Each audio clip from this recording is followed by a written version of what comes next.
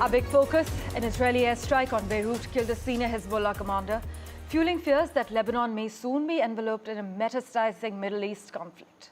In fact, a days-long Israeli assault on the Lebanese group, part of the country's expanded war aims that has shifted military focus from Gaza to its northern border, has killed hundreds, including children. And while analysts say the aerial offensive has degraded Hezbollah's capabilities, many have nevertheless noted its massive weapons arsenal and preparations for a ground war in Lebanon. If such an Israeli operation takes place, it's not going to be a walk in the park, as one retired Israeli military official put it. Here are the finer details for you.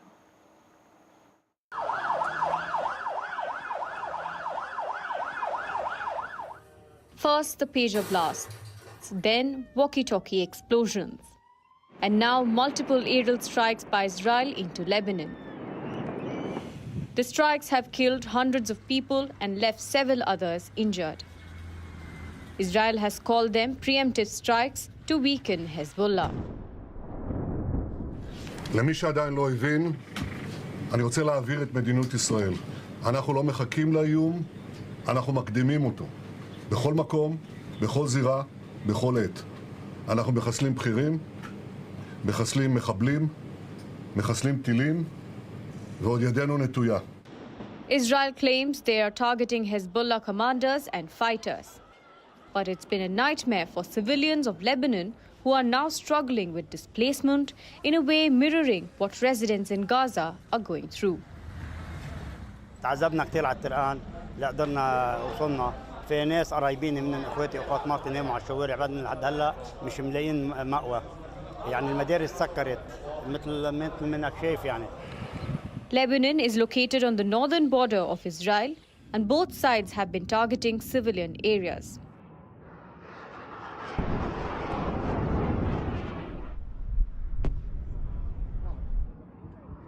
Israeli cities of Afula, Haifa, Kiryat Shmona have been under attack.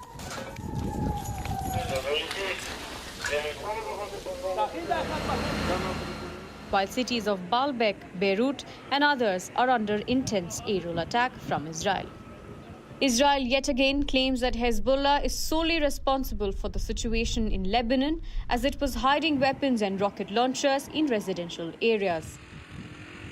We provided advance warning to civilians in specific villages in Lebanon where Hezbollah embedded its military assets and weapons and warned them to move out of harm's way.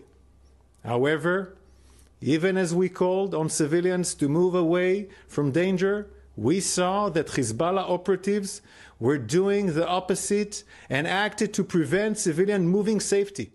Meanwhile, Iran has also hinted at retaliation against Israel.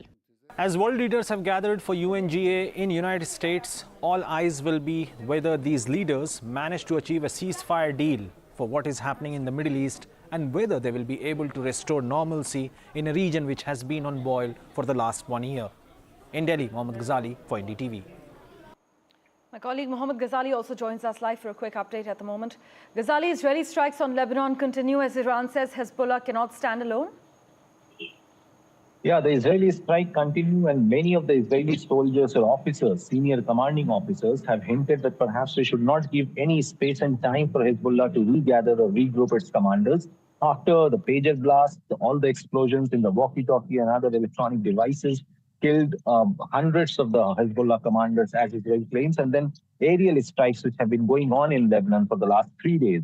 That has also weakened Hezbollah. But those who have seen Hezbollah reacting against Israel for years now hint that perhaps Hezbollah still has enough arms and ammunition as well as personnel on the ground that it can still attack on Israel. And that's quite evident that even yesterday, it was not just Israel which was sort of carrying out aerial strikes in Lebanon, but Hezbollah was still firing rockets in civilian areas of Israel. And thanks to the Iron Dome, that the damage has been inflicted, but no civilian casualty or injuries have been reported.